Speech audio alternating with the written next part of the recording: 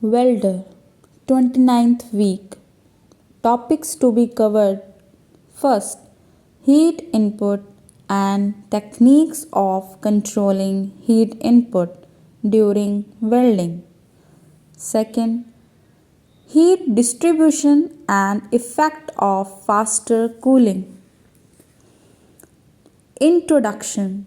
During welding, the parent metal is heated to melting point, and after that it is allowed to cool rapidly. The adjacent portion to the welded zone is also heated by a lower temperature. This causes transformations and on rapid cooling due to heat transfer through the colder portion of parent metal and atmosphere. The material's hardness and hence mechanical properties are also affected. The width of parent metal that is affected due to the above cycle is called heat affected zone. It is quite clear that the hardness depends on rate of cooling. Higher the cooling, higher will be the hardness. In order to control the cooling rate, preheating and interpass temperature controls are adopted. So, the welding induced stresses and to achieve better metallurgical structure to meet service conditions, post weld heat treatment is followed. Heat input. The energy supplied by the welding arc in a fusion welding process is called arc energy and is calculated from current voltage and welding speed.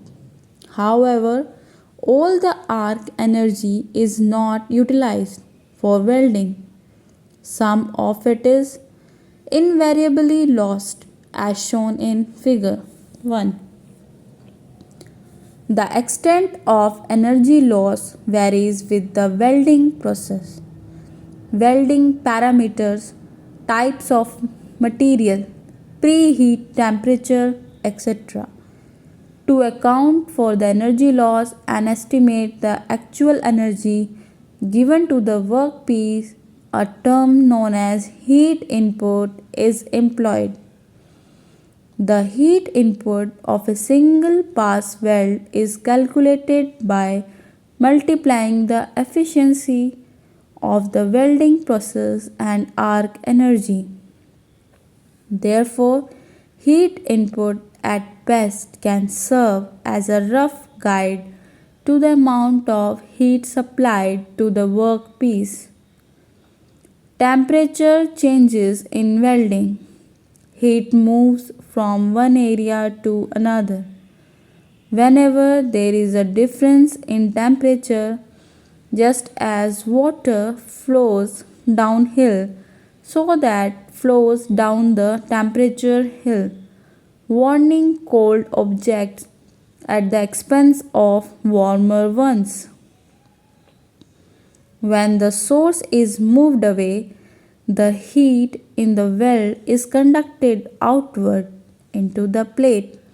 The temperature of the weld has fallen, while the plate temperature near the weld is rising. Heat affected zone.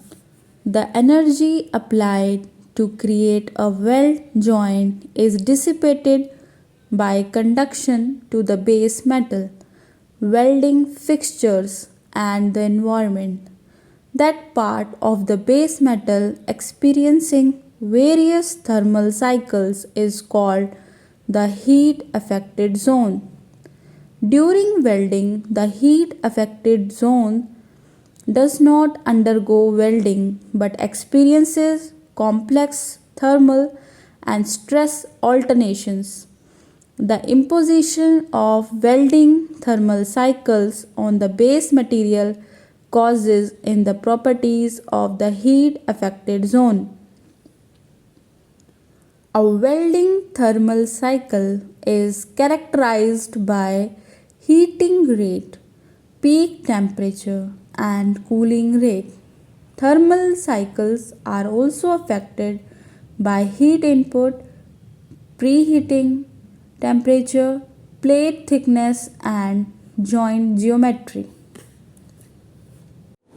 Thank you, students. We will be continuing 29th week in next video.